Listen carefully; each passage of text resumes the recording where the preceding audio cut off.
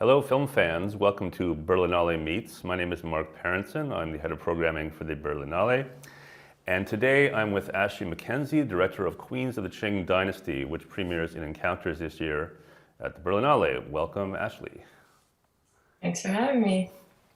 This is your second film, but it's not the first film you've had in Berlin. Your debut film, Werewolf, played in the Forum in 2016, which was a few years ago.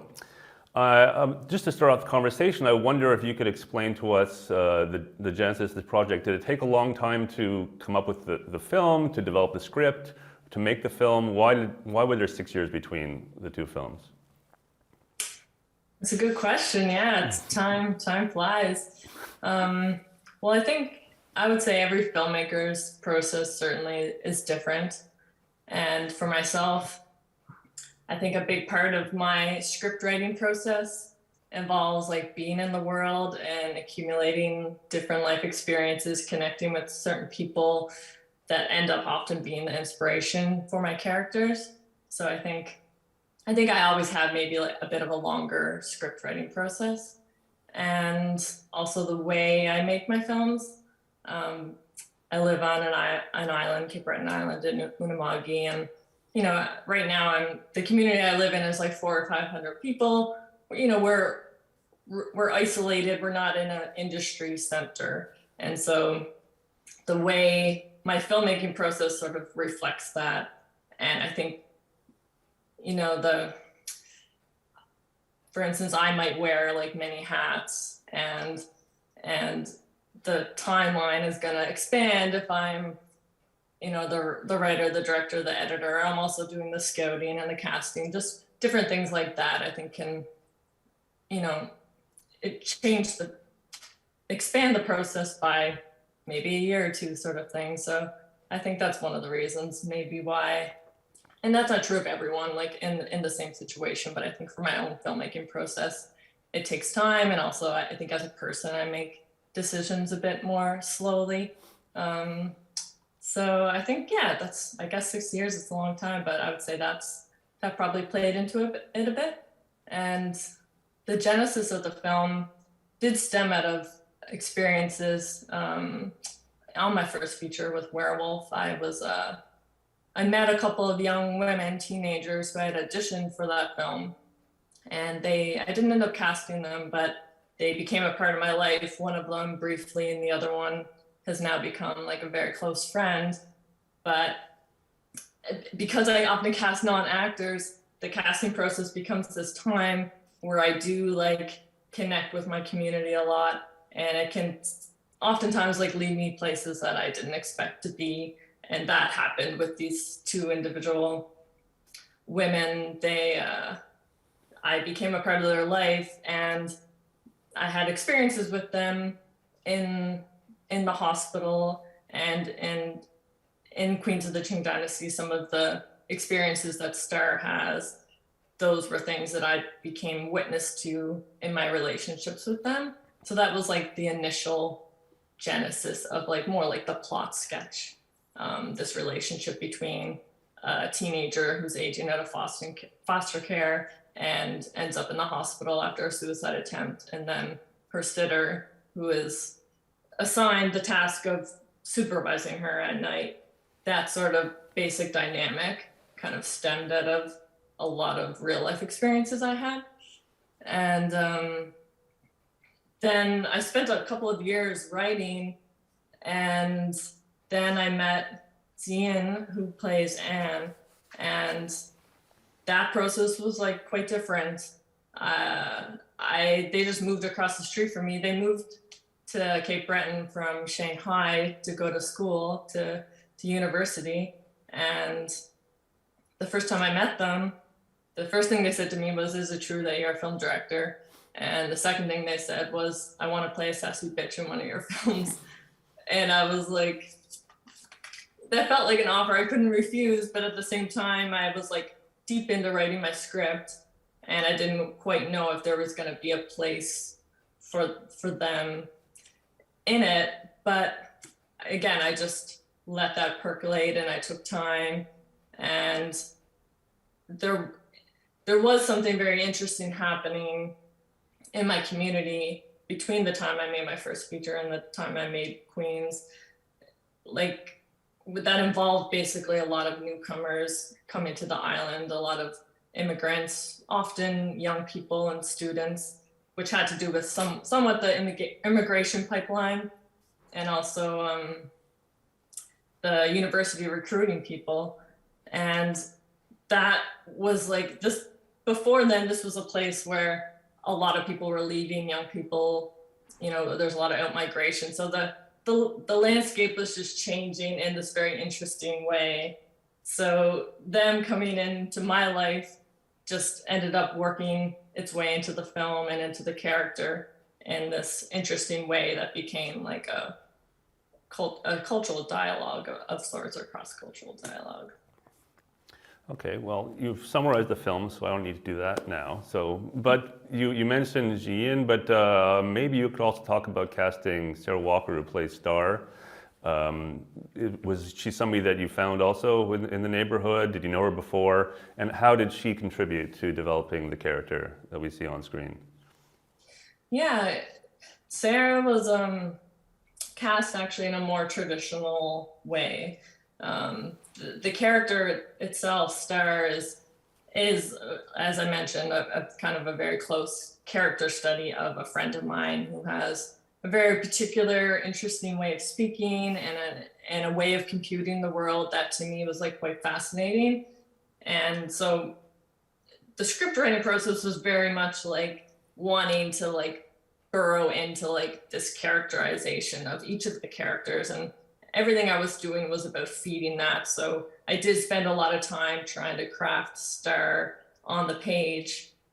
Then I had to, the person I based her on partly, we had done lots of tests over the years and tried to make films together, but it never felt quite right. So I kind of knew pretty early on that I was gonna have to find this very specific person. And again, because I often work with non-actors, it felt like a bit of a dilemma. But I just was like, okay, I'm just gonna have to try to cast and hope I can find someone who can play the part. And the first, I think 15 minutes into audition, Sarah Walker walked into the room, and she is very much unlike Star. She grew up as like a dancer, and now she's a singer, and she's studying music at school, and she does not have life experiences like Star. So when I looked at her photo and when she walked into the room, I was like skeptical. But then she started to do the audition scene, and I instantly burst out laughing in a good way. Not something I typically would do when an actor's doing a scene, but I did because like she captured this certain deadpan quality that Star had that I didn't really know if what I had written on the page, which to me, I felt like there was a comic undertone to it all, but I didn't really know if that was gonna come out. And then when she did it, there was something about her that her 0 point or something, I think as a person aligned somewhat with Star. And then we just, I gave her a lot of research material I had done and like workshopping and things that I had done with the inspirations for the character. And I just gave her a lot of material, but I didn't really prescribe her process. And she really just on set kind of stepped into the role and transformed.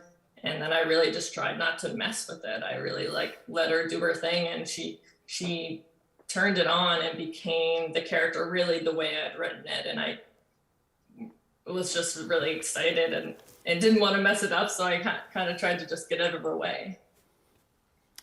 So Star and Anne are basically, we can say, two different characters, different from each other and different from what people would say is normal in society. And over the course of the film, we somehow see them coming together.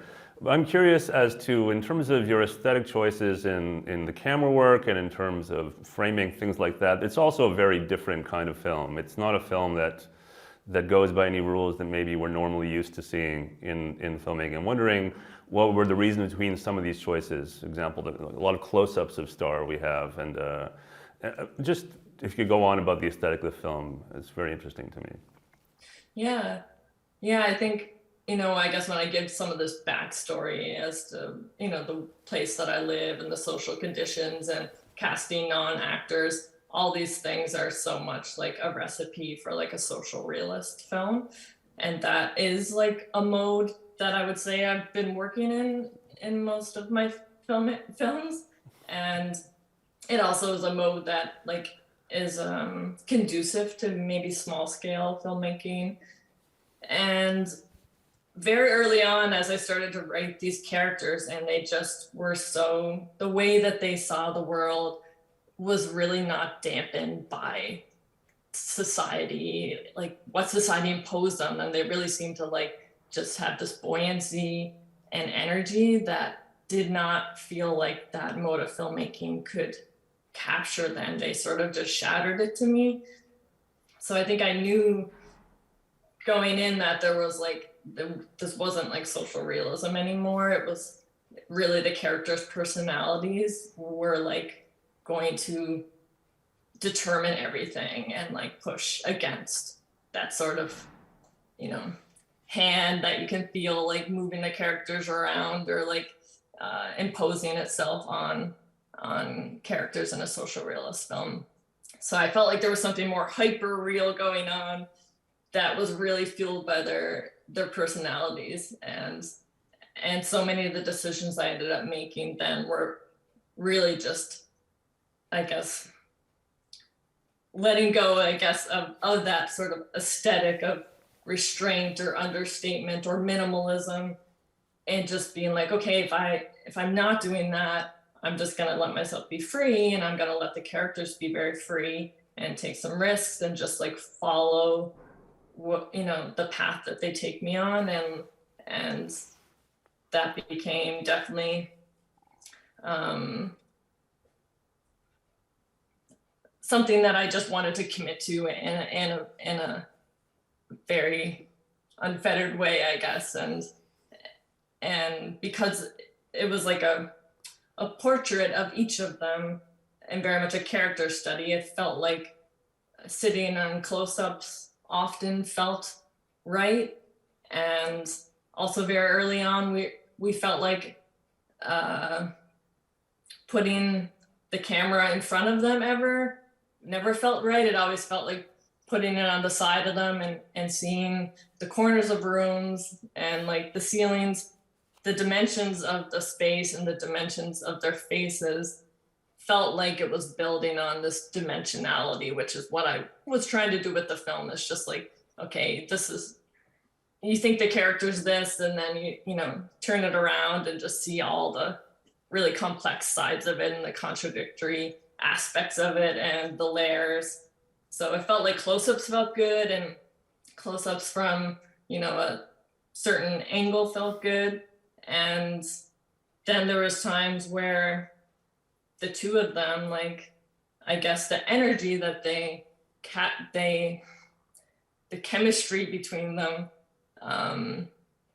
at times when they're almost sort of free associating, it seems to enter this realm where they're in this neutral territory and they're sort of going into these portals or wormholes where time and space is like, doesn't matter anymore. And in those moments, it felt like going into these extreme close-ups that, you're just, the temporal and spatial aspects of the narrative just don't really matter anymore. And you kind of go down these tunnels with them. In those moments, it felt like the going extreme was most appropriate.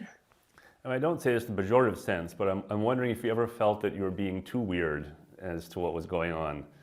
I mean, I think that in a way, when you watch the film, you feel like this is something by a filmmaker who doesn't really concern themselves with this question, but maybe at a certain point you said, okay, this is too much. Yeah, I mean, it's so funny because I've lived with the film for so many years now that to me it's all become just every day, and I forget how weird the film is. But I think there certainly were times that crossed my mind, and I definitely think of, artists that I admire that I'm like, they went for it. I'm just gonna go for it. But also so many things that felt weird. I just saw so many weirder things reflected around me, and my and again, there is like, the characters talk about uncomfortable things. They say things that are problematic, and there's a lot of delicacy and also a lot of thorny territory and emotions and subjects that they talk about, and that felt weird to me at times and scary. Trying to balance reflecting something that is like, this is where these characters are really at in their life. They're, this is where this community and world that they're in, that almost feels like weird and like almost like they're on another planet. All this stuff is like really happening, and I want to capture that, but I also want to, balance it and be careful with representation and show the messiness, but also, create something that is like going to expand and hopefully open up conversation and show the nuances of things, and not be something that is like harmful or alienating in too weird of a way. I think we have time for one more. I'm going a little over, but I am curious to know about the music of the film, which gives even another layer of I don't know if you can say weirdness, but it's not something that also is necessarily something that you expect from a film like this. So who wrote the music, and why did you want a music like this? Yeah, the music, it's a very musical film now. There's like, and the musicality of it is not something that I set out to do initially. Definitely when I was writing, it wasn't on my radar. And again, in my past work, working in this more realist mode, I would definitely tend to just focus on diegetic sounds and not have music, and really kind of try to craft the diegetic sounds to have, a rhythm and an emotion sort of thing. But just when I was writing this film, I went through this period where I only listened to music by Sophie, and also one of Sophie's collaborators, Canadian musician Cecile Believe. And I was just interested in their sound, which the sounds that were in their music didn't sound like something I'd heard before. And so I was, looking into what they worked with, and there was this particular synthesizer, a mono machine, and the way they talked about it was that it was like not referencing traditional instrumentation. It was using waveforms to sculpt sounds. And, to me, that sounded like sound design. And so that was the first time that I think I made a link where I was like, it was just in my mind. It's like, because I'm very interested in sound design and Foley and those things. But then all of a sudden I was like, okay, maybe music can blur with those things. And so then when it came time to like edit, I just put a folder of music together, which was Sophie and Cecile Believe and Auteka, an English electronic duo that Sophie would talk about a lot. And then it was a process of my editor and I just intuitively, as we were cutting the film, pulling in music, we, again, not knowing if we would bring any of it in or a lot of it in.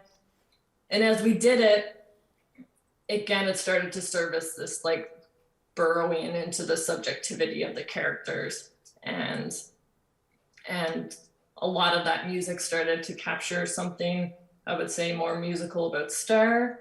And like, kind of like, I think of her as a glitch sometimes, like the music has that quality to it, and a certain neurotic vibe that's like underneath the surface of everything. And it really felt like it captured the glitch aspect of her as a person. And I say that in like in a loving way. And so then that was really coming out, but then it felt like it needed to be balanced with something else that represented Anne more. And Anne, as a singer who like kind of worships more like pop singers and divas, had right there was a counterpoint that was a bit more like syrupy, sugary, something that sat on top musically. And so again, that was something that felt like a little bit scary in pushing the boundaries of music on that level where it feels like it's more dramatic. And then I guess trying to tie it all together, I wanted to find a musician who was working in an electronic synthesizer palette, but also had a connection to Anne's character and understood the cultural significance of some of the music songs that they sing or the things that they reference. And I was able to connect with Yusu, who created some original music for the film. And she was born in China, lived most of her life there, but moved to Vancouver years ago and got into the electronic music scene. So then she started to craft some pieces that did like kind of, where it's almost like an elixir to all the music that was coursing through a lot of the film.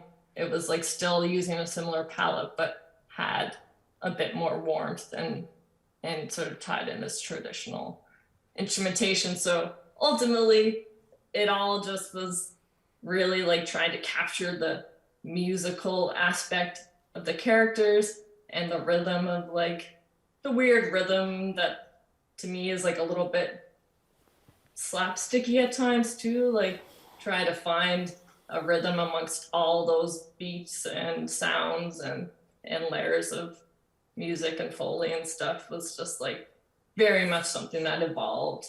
And probably if I had made the film in a fast way, I never would have arrived at that place. But I think that's one of the things that by letting it sort of organically develop, it became this, quite integral part of the film. Well, you brought us back to the beginnings, which is great. So thank you so much, Ashley. Thanks everybody for tuning in, and well, see you in Berlin very soon. Yeah, Thanks. Bye.